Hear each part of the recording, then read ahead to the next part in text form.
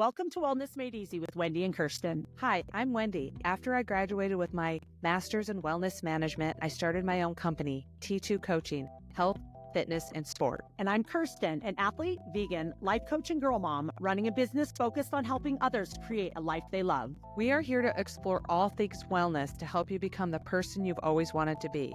So if that's why you're here, open your ears and your mind as we tackle the world of wellness together.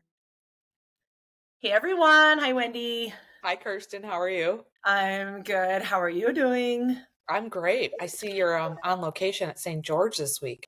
I am, and that's why we have a really specific topic because of that. So we can talk about that in a minute. I just noticed I have that same exact shirt. Love your life? Because it's from Lifetime, right? Yeah. Yeah. I'm like, wait, I have that same exact shirt. Nice. We have matching clothes and we don't even live in the same state. We didn't even plan it. I should have worn mine. That's planning it. Oh yeah, that is planning. So what was your wellness one for the week? Well, I had two. The first one is due to sport. On Monday, I went to the mountain, and I went to the mountain 2 Mondays ago. And Mondays and Thursdays are my big training days. I don't train a lot on the weekends like most people do because I'm working, I have swim meets, I have family stuff. So Mondays are usually a bigger training day for me. And I went to the mountain 2 weeks ago. I did a run and a ride and I felt amazing. And then this past Monday, a week later, I thought I was going to do the same thing. And after my run, I said, gosh, I am just exhausted today, which makes sense because I was at a swim meet all weekend and I'm usually exhausted on Mondays after a weekend swim meet. And so I didn't bike. And that in my previous self, I would have said, no, you have time. Your bike's in the car. Take the opportunity to bike. Because the past few Thursdays, I haven't been able to bike with Anne because the road's been closed because of rain. So I'm like, make up your hill repeats. And then I'm like, no, I'm freaking tired. Right. So I didn't. And that's like kind of new for me. You know what, my post patella self, I'm definitely post patella surgery. I'm a different athlete than I was pre broken patella. So that was a huge wellness win for me. And my second one was, So wait, I have a question about that. So Yeah. then did you just go home and do some other things, or did you stay and do something else? No, I went home and I took a nap. Nice. Because the rest of the day I had appointments with my mom. So at that time that I would have been biking, I went home and I took a nap. Oh, nice. It was fabulous. Right. And so my next wellness win was that I was on another person's podcast, the Be Fierce Multisport podcast. Ooh. By, I think her Instagram handle is at Try Mom something. She's new.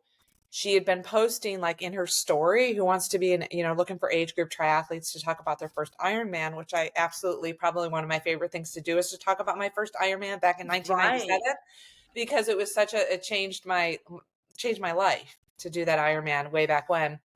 And so I replied to that a couple weeks ago, and then she did it on a couple days ago, and she had me and 3 other age group triathletes talk about Ironman and their first Ironman. So that was really fun. And it made me think, okay, I want to do more of these. I want to do more podcasts with different people. Right. Yeah. So we awesome. We just posted it today on our Instagram. Oh, feed. Nice. I'll check it out. What we talked about. So that was fun. I think, again, for the business, just more exposure for who I am and what I do. Right. Yeah. That is really fun. So I wonder, I'm sure there is, I'm sure there is, but I don't know where it is. There's got to be some place where you can go and look for people who are looking for guests. You know what I mean? Like a central place where you could be like, people are like, oh, looking for podcast guests on XYZ topic. Yeah. And then I didn't know I never even thought about it, how to go about, doing that. Right. And the cool feature with that is she uses the same platform we do. She uses Riverside, which is nice platform. Yeah. And she had the same podcaster that I have that can never work when we try to connect, but I'm interested in meeting up with her. She's doing Chattanooga 70.3 and I want to go check out that race and maybe meet her and, a bunch of other people, but I want to ask her how the podcaster that she uses works on her platform because we have nice. Yeah, that'll be interesting. That just reminded me. So a few months ago or a couple months ago, I was on a podcast. It was a jujitsu podcast. Oh, Since nice. I'm such a pro jujitsu person. And it was a friend of mine, I'm going to get it wrong, but I think it's like her daughter's boyfriend, maybe something like that. But, and so he was looking for guests on his jujitsu podcast, and she had told him about me and how I started jujitsu in my 50s. No, that's fun. And he was actually really like wanted to talk a lot about triathlon. Like he was like more excited about that. But he told me a couple weeks ago that he put it out. He's like, I finally got our podcast out and I keep forgetting to look for it. Like he didn't send me a link or anything. So I need to find out like where he posted it. Yeah. And then so I can like share it because, and I don't even remember what we talked about because it was a couple months ago. It was actually really late. He's like a late night person and he was like, I could do it after 8. And I'm like, okay. It was like an hour long. So it was like 9 o'clock. I'm like, oh my gosh, I got to start getting ready for bed. Does he live in Colorado? No, I think he lives in Florida. So it was like 9 o'clock, 10 o'clock his time. Yeah. Okay. Yeah. It was really late his time, but he's young. He's like 20 something. So that's not late for a 20 something year old. No. That's late for a 50 something year old. Gosh. Yeah. It just made me think, when I moved to Colorado, I was in my 20s and just back in the day, going to bars at 10, leaving your house at 10 to go to the bar and coming home after midnight, 2 a.m. And of course I did that in college too. I was a party animal on the college swim team. But that is just so odd to me right now. I know, right? Leaving your house at 10 p.m. and I'm well into bed by that time. That's funny. Yeah. I had so many wellness wins this week. So I was having a hard time choosing because I had some really great final workouts in my last week before my race. But sitting here on the podcast with you, I feel like my biggest wellness win is that today I woke up at 6 because I tried to sleep in, but I just couldn't. And I've been lazing around all day and doing nothing, kind of like checking things on my phone, playing my game, talking to my friends who I'm staying with. And it was like, I was like, oh, I should probably get my computer and get ready for the podcast. And I was like, I should probably get dressed. And then I was like, you know what? We're doing this on location because our topic is going to be about racing. I'm at my race.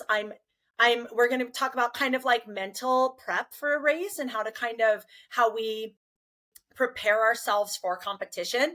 And one of the things I do is just try not to do anything that like stresses me out mentally, physically, or emotionally.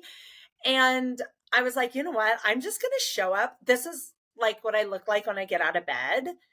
And I'm wearing my pajamas and I'm not wearing a hat, which is really a big thing for me because I'm very insecure about when I don't wear a hat. Like if I'm wearing a hat or a cap and it's like this is who I am. So it's really like scary for me to be like, this is who I am. So I'm like, you know what? I'm just going to roll with it. And so that's 100% more of a wellness win than crushing my 5K and to do good workouts because that happens more often than this. I love it. That's great. That's a wellness win. Well, and I just want to say, while we're going to talk about race prep stuff. It applies to, like, I thought of presentations. I used to not, and I'm not really still a public speaker unless I'm talking about multi-sport, which is what I'm an expert on. But back in the day, in grade school, through high school, through college, giving presentations really caused anxiety and stress for me. So stuff that we do for race prep does apply to other things outside of sport. Yes. And I was thinking also some of the things that it applies to is just any big event. So it could be your wedding. It could be meeting somebody for the first time. It could be a work presentation or something that you have to do for your job or for your career. It could be something like even when I talked about this when we first started the podcast, I was trying a new app. And even like telling the first person that when I was personal training, they didn't know me. They don't know they were the first person that was going to be on my app. Mm-hmm. And for me to, start everyone I met, I was like, oh, I use this app for all my clients. Here's the link. Like, that's still scary. That's going into something big. It's going into something new. It's going into the unknown. And so I feel like this can apply to any event or experience that you're going into that you're a little nervous or anxious or just that you don't really know what the outcome is going to be. Mm-hmm. So yeah, I agree. All right. So that leads us into our topic today, which is, I guess there's not like one way to sum it up, but it's kind of like mental prep for a big event. And we decided on that because I am in St. George getting ready in a couple days to do the St. George 70.3 race, which for those of you who are like, that sounds like wah, wah, wah to me. It's a Ironman branded event. It's a half Ironman distance triathlon, which is a 1.2 mile swim, 56 mile bike, and a 13.1 mile run. And this race has been in Utah since 2010. There's been some years that's been a full Ironman, some years a half Ironman, and in several years that there's been a world championship event here, whether it's for the full distance or the half distance. So they've had a lot of events here over the past since 2010. So that's 26. There's a 26th year, and this is the last year, as of now, that they're going to be having a race here. So for me, I've been racing. I've missed a couple of the races over the past 26 years. 16. What? 16 years. Yes, that's what I meant. 16 years. Thank you. And it's not a math day for me. I'm just like, I'm in my pajamas. But yeah, I came out here the first year they had a race here in 2010. I missed one race because I broke my collarbone one year. I missed a race because I was about to have a baby one year. And I've missed two other ones just because they didn't fit in with my schedule. But other than that, I've been here racing every single year. So I always drive here with my friend Ashley. Not always, but we have the last maybe 8 years, 8 or 10 years. And we were talking about it on the way up. We were really sad. It's like, we're like, what are we going to do in May? Like, this is what we've been doing in May for so long. And so, yeah, since I was going to be here, I still wanted to record the podcast. And I thought that'd be a good time for us to kind of talk about what goes into, we've talked about tapering before several times. So kind of like what physically we do before a big event, but we want to talk about more like the mental prep, because this can pertain to any area of your life that you're going into a big event. So again, great topic. When I was an age group swimmer, age group swimming means like kindergarten through high school, or at least junior high. But I did swim in high school and I did swim in college. But during my, K through high school years, a little bit in college, I called myself a head case. And what that meant is I would get so much anxiety and so much panic and just horrible feelings when I would step up on the block to start an event. And I don't even really remember if I was very competitive in the sense that competing, like I'm going to beat the person next to me. It was just so mentally distraught. Again, it was so long ago. I can't even pinpoint why. Really, sports psychology wasn't a thing back then, but I loved to train. And I could train with the best of them, but my competition didn't really reveal how hard I could train. My times in practice were sometimes even better than the times in my competition. And when I started triathlon, again, it was for me, myself, and I. And that's when I realized I swam for my coach and my parents, to try to impress them or whatever. And so that's probably the reason I didn't really enjoy the competition, because I didn't do it for me.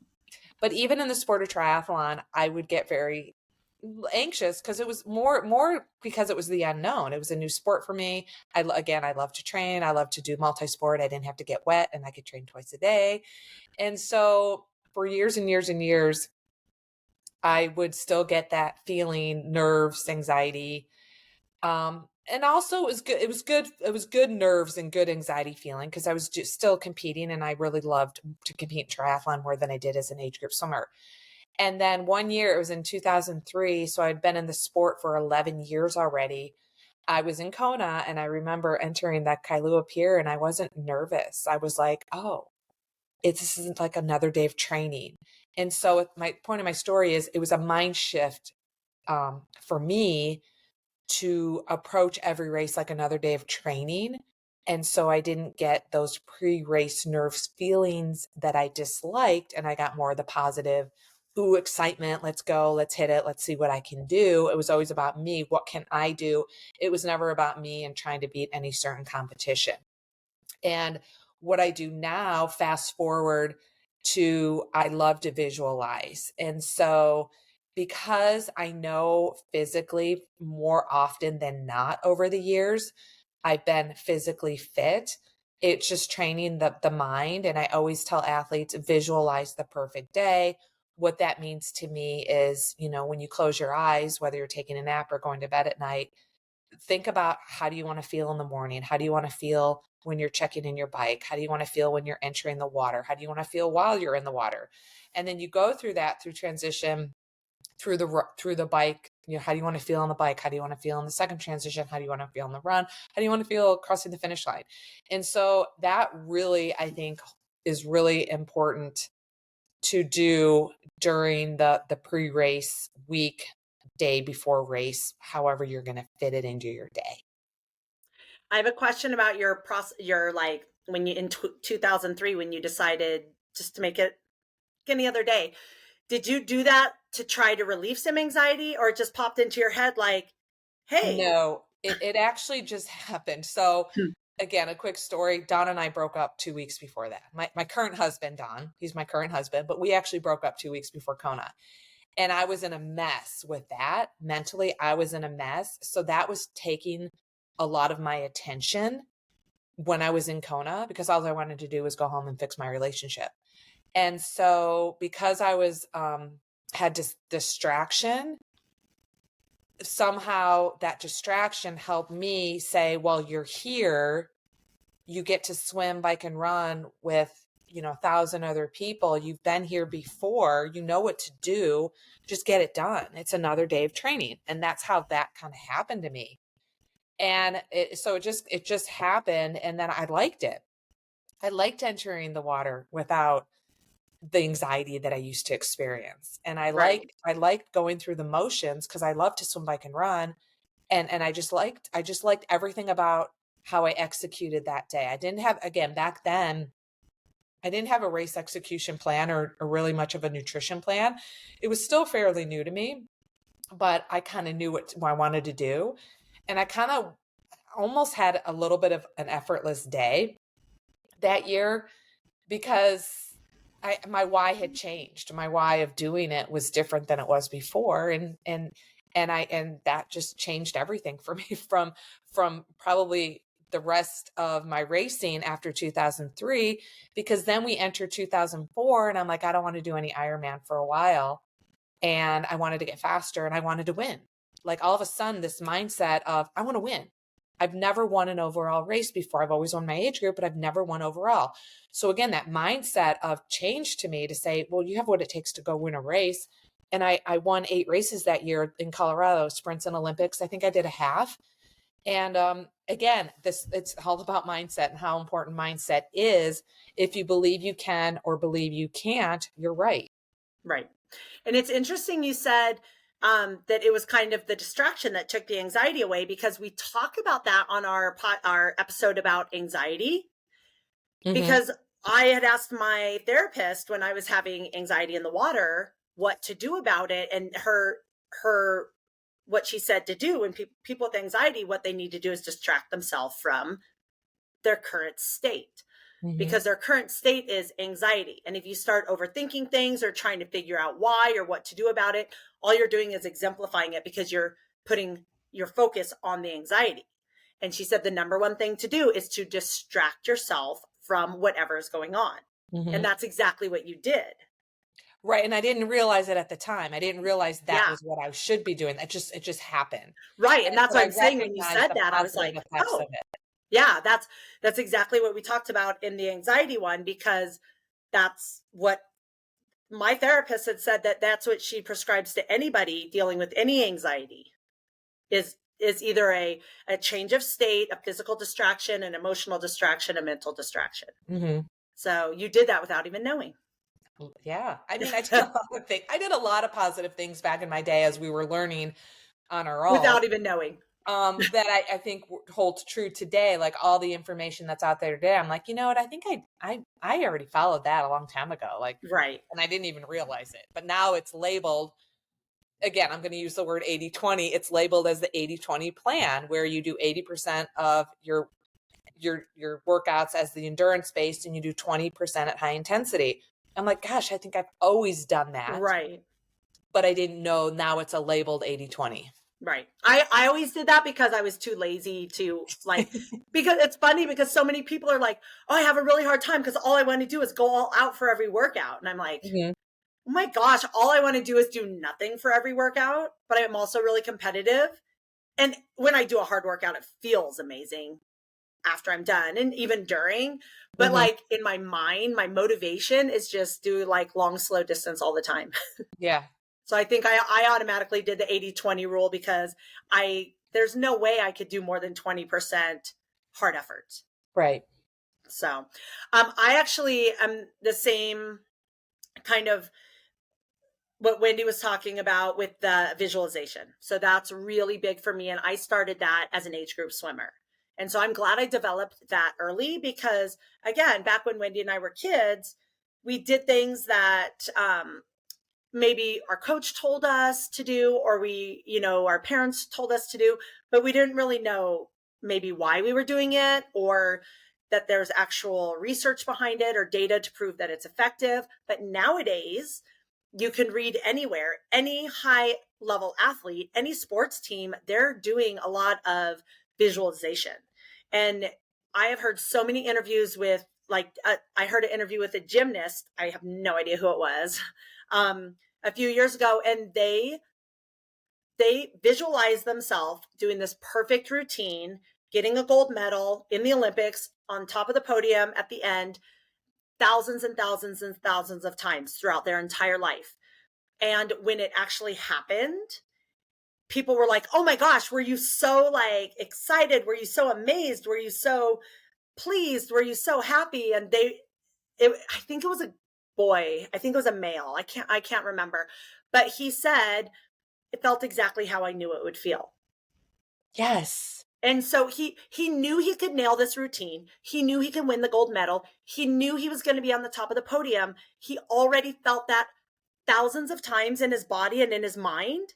So when it came to it, it actually didn't even thrill him as much as he was like, it felt exactly how I knew it would feel. And I love that. And I'm going to jump in because I actually learned visualization in college swimming. Our coach would have us all lie down on the deck like we were taking our kindergarten nap. And she would go through a whole process of starting from head to toe, releasing all the tension through your fingertips and through your hips and down your legs, through your toes, blah, blah, blah. And I'm like, oh, Jesus Christ, let's just get into swim. I really didn't pay much attention to it. In 2008, that's the year I won the Kona Ironman as an amateur. I visualized, I couldn't help it. So I was in Kona for about a week before that race. All I could do was visualize. And I didn't have to try to do it. It just kind of happened. And again, after that race is when that visualization became oh my God, this stuff really works. And I knew from my training, I was capable of a 10-hour Ironman and no one believed I could do it in Kona. And I'm like, but I why not? So I visualized how I wanted to feel and how I was going to feel because I trained that way. I was prepared for that feeling of just feeling so good and not suffering. Suffering's all relative to an Ironman. And that's what happened. I had this race of my life. And when I crossed the finish line, again, I had visualized myself running down a Leahy Drive because I'd done it a few times before. But at the same time, it really was so impactful that year of how that visualization really helped. And when I finished, I'm like, yeah, this is great. I felt this before because I visualized it. Right. Yeah, that's really cool.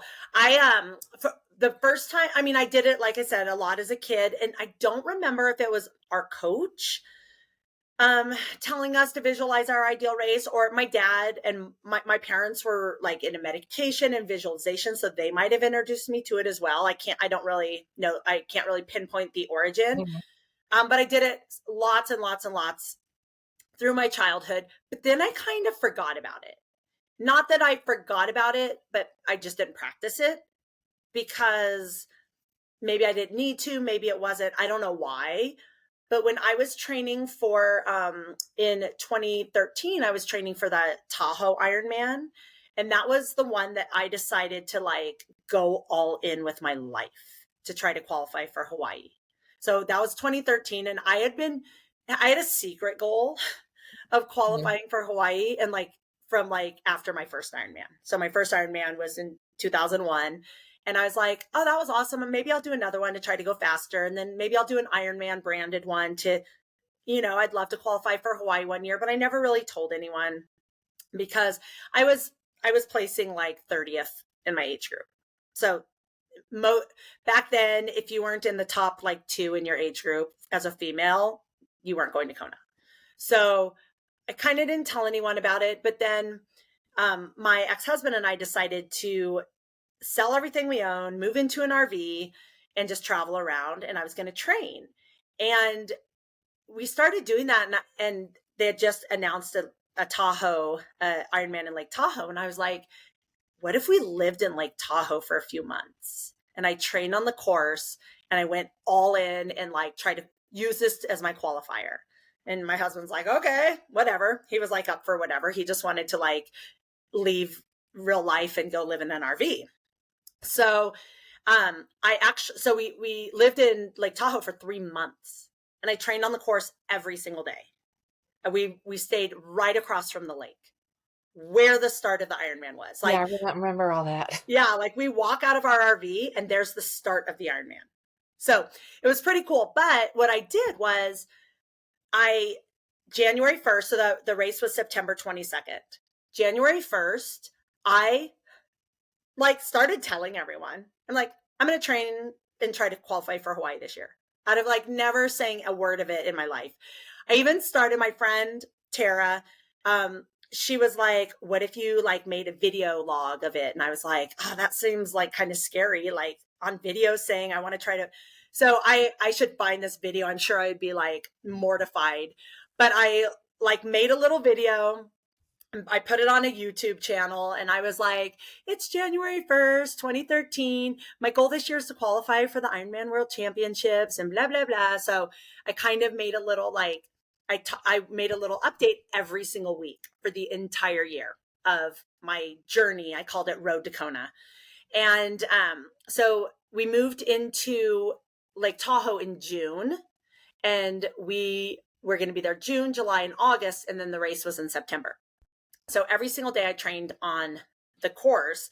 And so I knew throughout my training as I was going, I knew how long the course took me. I knew how long it would take me to run. I knew what kind of shape I was getting in. I knew when I needed to take nutrition, when I get to this tree, I need to eat a bar. Like I ran all my long runs on the course. I rode all my long rides on the course. I swam in the lake once a week, and so I knew it like the back of my hand. So like Wendy said, like if you've been there before, it's definitely easier to visualize. But if you're doing a race and you've never been there, right now with all the like interactive maps and visuals, and so many people have videoed courses, like you could probably go on YouTube and see somebody driving any of the courses of big races. So then you could have more of a visual. Or if you're on Ruvi or what's the other one? The bike program. Full Gas, Swift. Yeah. Full Gas, Ruvi, and there's Zwift. Another really, Zwift. Yeah. Thank you. I'm super not into that area of life, so I didn't know. But they all have you riding the courses of these places. So you could see like, oh, I passed that tree when I was riding it on my trainer on the video. So there's ways that even if you can't be on a course, that you can go and visualize your race. But even if you can't like know the exact place, you can, because I always tell my athletes, like Wendy does, I'm like, I want you to every night before you go to bed, right when you wake up, I want you to visualize your ideal day. And that starts with waking up. What time are you going to wake up? What are you going to feel like when your alarm goes off? Are you going to be like, I slept like crap last night? We all slept like crap the night before the race. So just put that out. Wake up and be like, oh my gosh, I feel amazing. I'm ready to race. Mm-hmm. Visualize how you want to feel, how you want your breakfast to feel. Like, do you want it to sit like a brick in your stomach? Or when you have your breakfast, you want to be like, oh, wow, like I feel so energized. I feel like I'm ready to race. And go through everything from the time you wake up to the time you cross your finish line. And you could do even after, like, I went and had pizza and didn't throw up. Woohoo. So visualizing your ideal race from the moment you wake up. And I do it how I feel, how I want to feel, but also when I was doing it for Tahoe, because I'd been on the course so much, when I visualize it in such detail that I was like, okay, in my transition, I'm going to do this, this, this, and this. Okay, on the bike, I'm going to eat a bar at this first turnaround. On the run, like I had literally like every minute planned. And when it got to race day, the race or the big event in your life is most likely it's going to throw you a curveball somehow. That's just life, right? So, but I still want you to visualize your ideal outcome. We woke up that morning, it was 27 degrees. Like, I'm not like exaggerating. I put my wetsuit on before I left the RV. Everyone was in winter coats, winter hats. You couldn't even see the buoys in the water because the water was like 70 degrees. What month was it in again? Degrees. What? What month? September. Okay. So the week before was perfect. It was like in the 70s.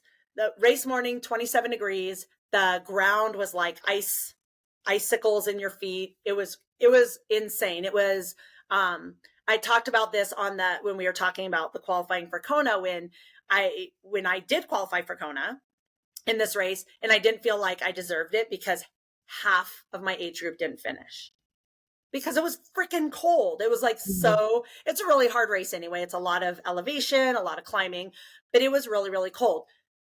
But I already had in my head what my race was going to be like. It didn't involve the cold because I didn't know about that when I was visualizing, but everything else was the same. I still took the bar at that turnaround.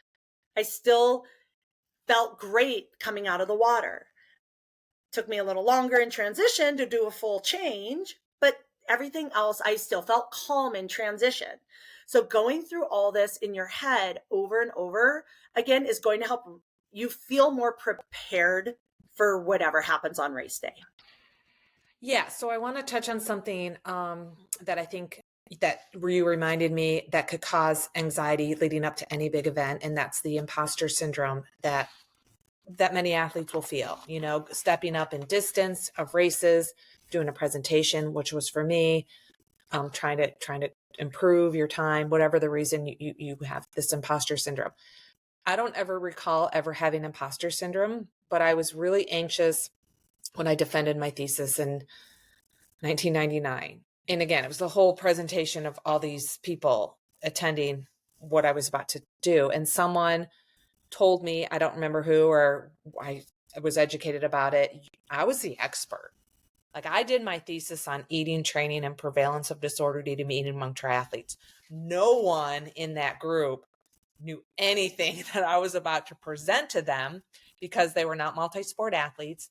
My original advisor, who was into body image, she had left. So I had to get my stats guy to be my advisor. He's like, this is all you. I'm going to pass you, basically just do your thing.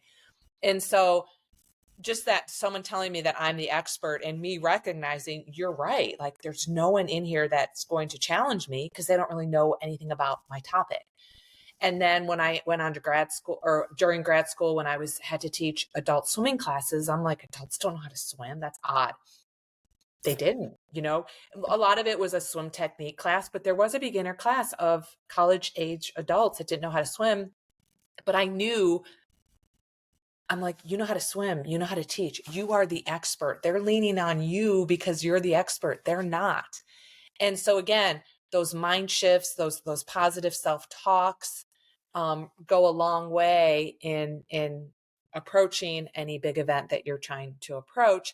And to this day, probably just in the last so I moved to Georgia in 2016. I taught my first huge triathlon camp. I went to Istanbul, Turkey a few months after, probably a month. I just moved across the country. I hadn't lived here for a month, and I'm flying out to this country of guys who I'd never met before in my life. Like, when I was with them, they're all staring at me. I'm like, I'm the freaking expert. That's why they hired me to come out here. And that gave me so much confidence. And to this day, probably the last 9 years, I'll tell people I feel like I'm the most confident athlete I know. Because again, I have the experience to say that. But being able to tell myself I'm the most confident person I know is a really great feeling. Right. Well, and for those of you who are like, but I'm not the expert, I'm not the most confident. One time somebody had told me, and I don't even remember the situation. I was presenting to a group of people something that I knew quite a bit about. But when I looked at it, I'm looking at, I don't know anything compared to these people who are the experts. And so that would give me imposter syndrome or made me unconfident. But somebody had told me, you know more than they do about this topic. You might not be the foremost, I don't know, I don't remember what it was on. Let's say it was on watering plants, which I'm not an expert at. But they're like, okay, there might be horticulturists. You're not the world's most foremost horticulturist, but you know more about watering plants than this group you're going to talk to. So you're the expert in the room. It's all relative. Context is everything. And again, you may, even if you're not, again, I'm not the expert on exercise physiology or wellness management, but I know more than most people. Right. You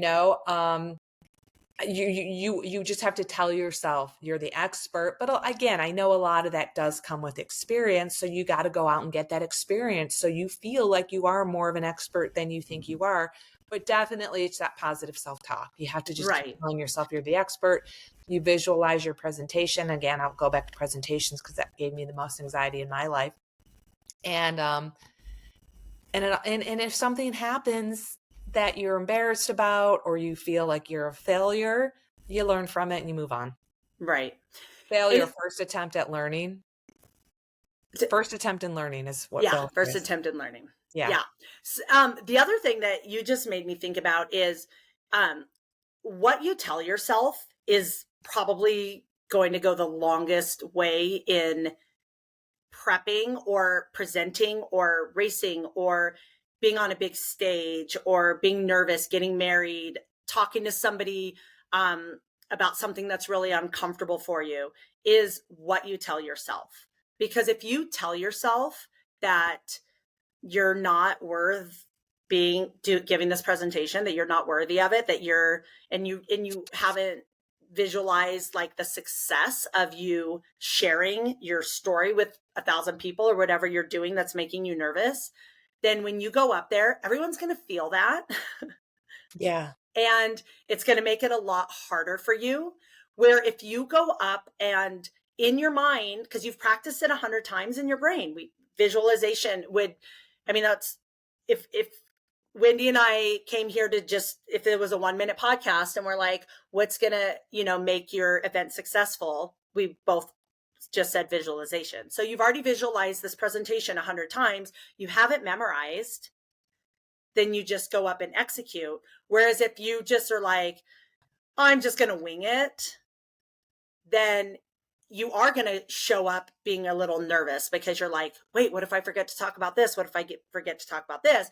Whereas if you've been visualizing it, practicing it, and you walk up confident, you're like, oh, there's no way I'm going to forget anything. Because you just got to prepare. I've gone through it 100 times.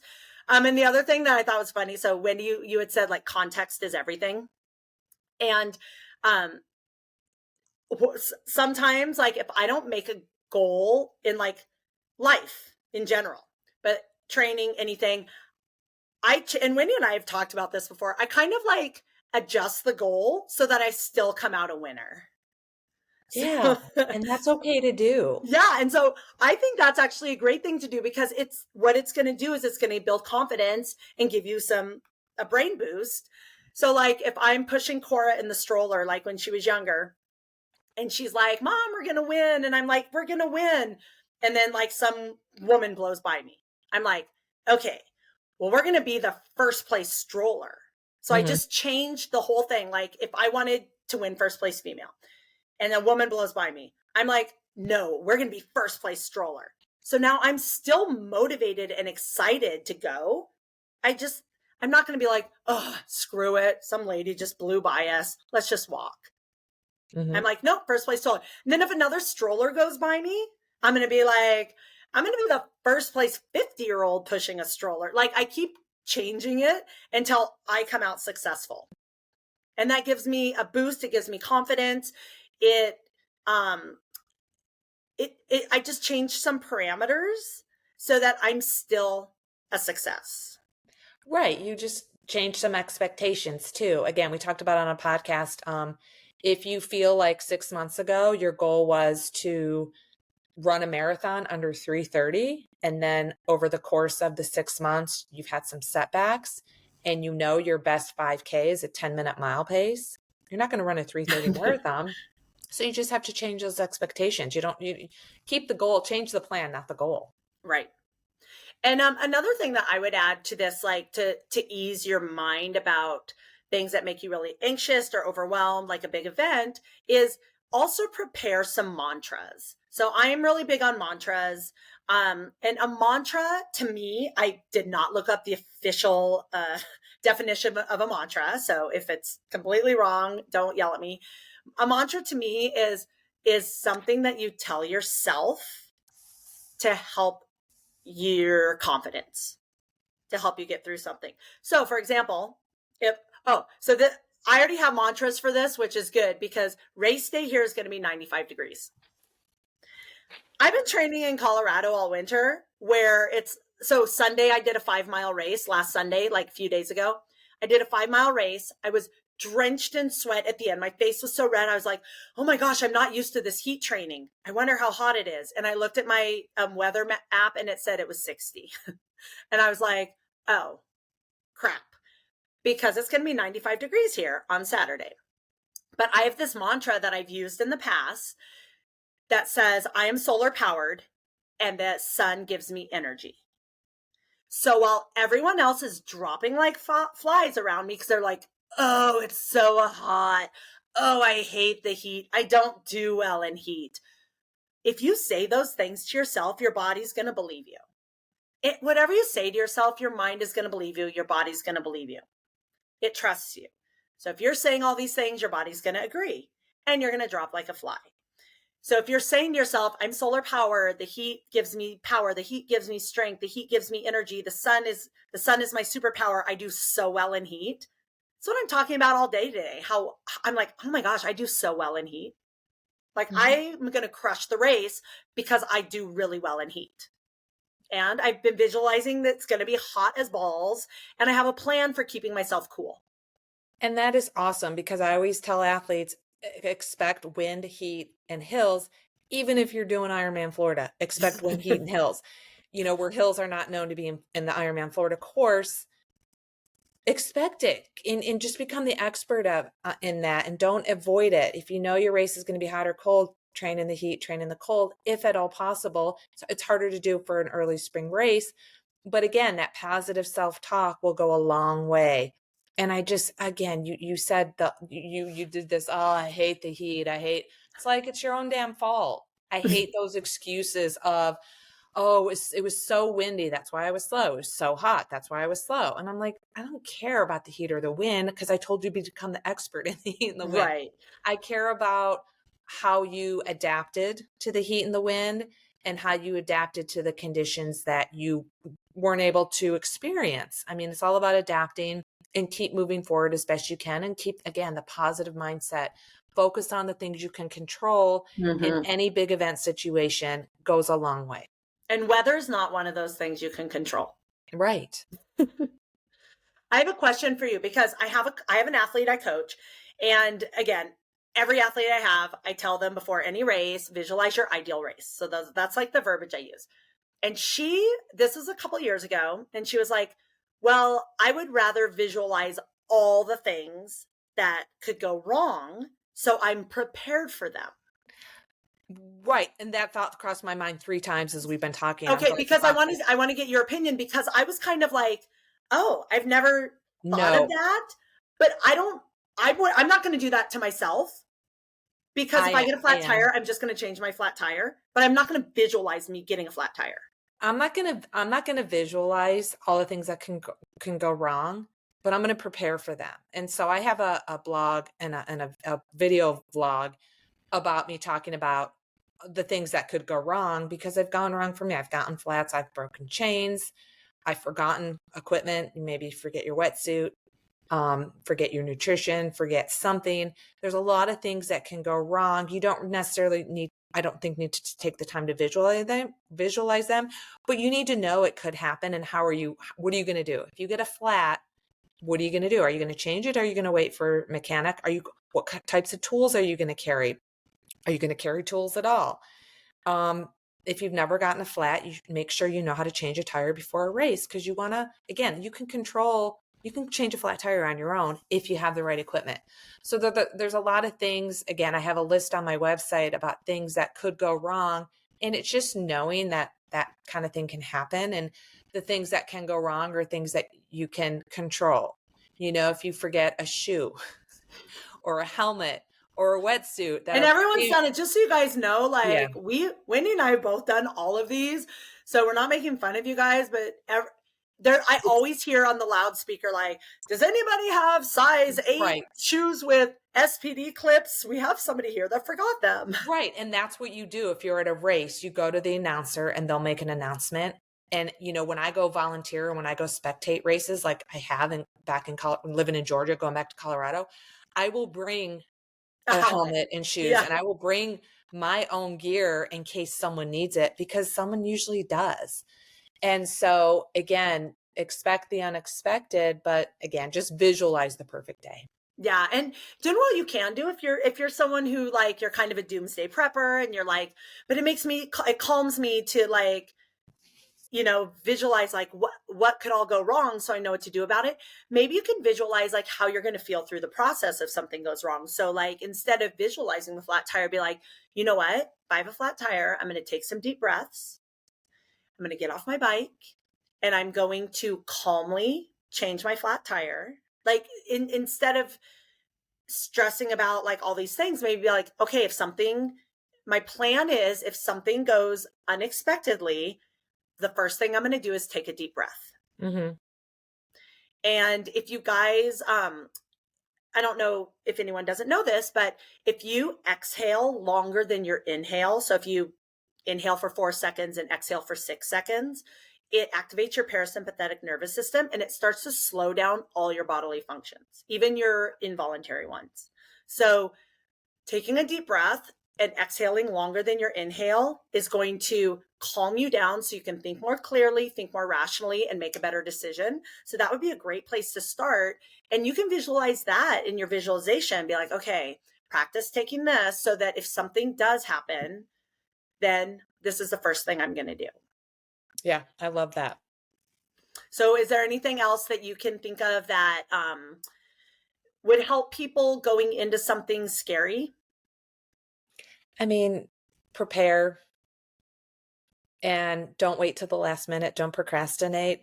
I think of that when I've coached some girls who they're in their senior years. A lot of them are in their junior year. They're stressing about finals and graduations and other things. And I'm like, if for a young student or even an older, master's, whatever age student you are, don't wait till the last minute to study. Study along the way, do your homework, get prepared. So the day before you can remain calm and you're not cramming and you're not up all night, because then you're sleep deprived, you're fuel deprived. And we all know from every podcast we've talked about, sleep and nutrition are the most important component of wellness. And so don't cram for things. Be prepared. And that's really what it takes. That'll help you visualize. Something you said just reminded me of when you're doing your visualization, I would start a couple weeks before the race. Don't just be like, okay, the night before the race, I'm going to do my visualization. Because what could happen, and I think, I'm sure this has happened to me in the past because that's what made me think of it. I just can't think of a specific situation where I started a couple weeks out and I'm going through like my race and I'm like, oh, and my nutrition, oh crap, I need to order more of my nutrition to make sure it gets here before race day. Or like, you're going through and you're like, oh, and I'm taking off my wetsuit. Oh yeah, I have that hole in my wetsuit I meant to repair. I better do that. So if you're waiting till the last minute to start the process of mentally and visualizing, prepping for your race, you might forget about some of the things that you need to do to physically prep for the race. And then by the week of the race, it might be too late.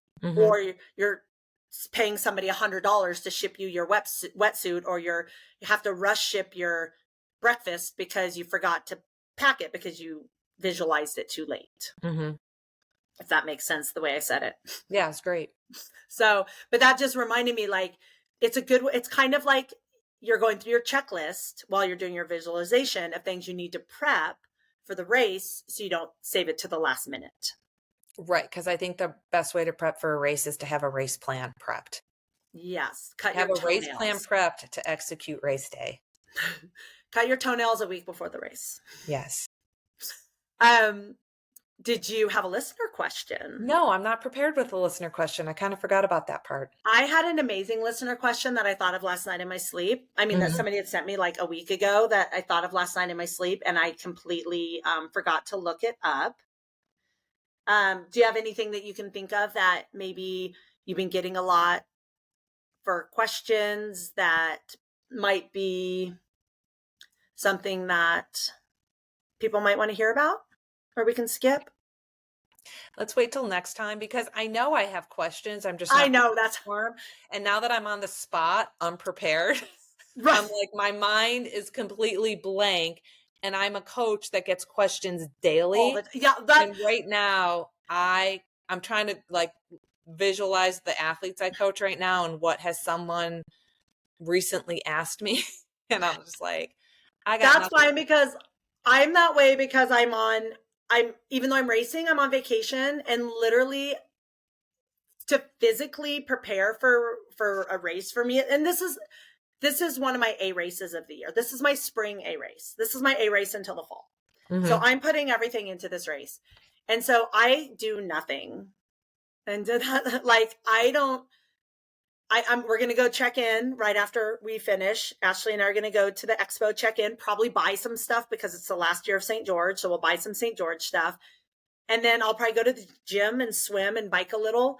But like, other than that, I'm not going to go sightsee. I'm not going to walk around town. Like, I just want to chill, because that's part of, I don't like to get caught up in the high energy excitement of a race, because that overwhelms me and that makes me anxious. So I just like to be by myself.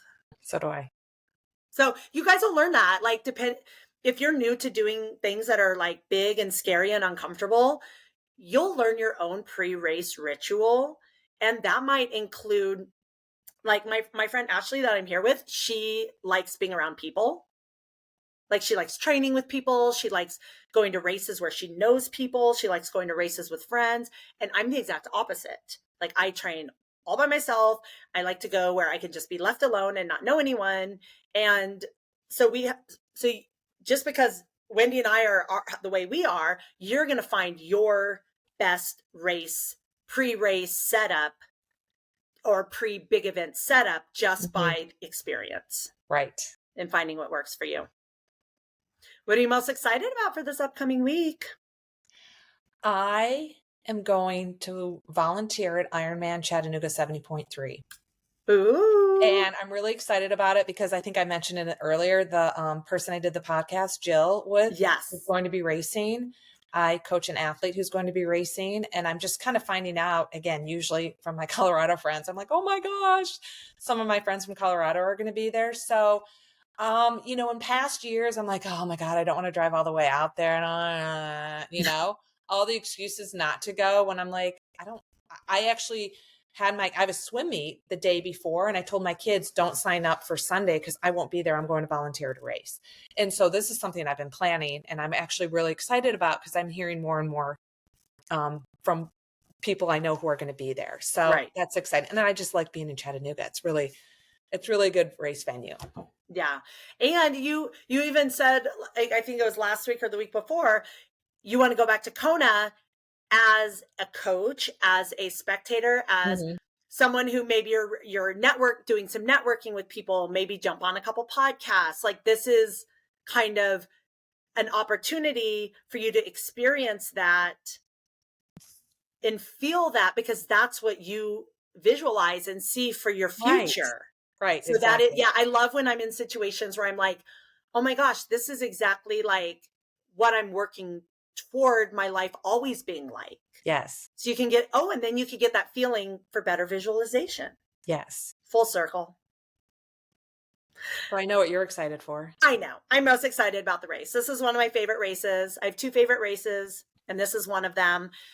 And so I'm excited to just go out and go as hard as I can and see what happens. And the great thing is, like, so I'm always really like brave about sharing my goals, and I know anything can happen. So I wouldn't like be devastated if I didn't make my goal, because things happen, and some of it's out of my control, but my goal is to win my age group. And my second goal is to just enjoy it, because it's the last time we'll be here. Tear.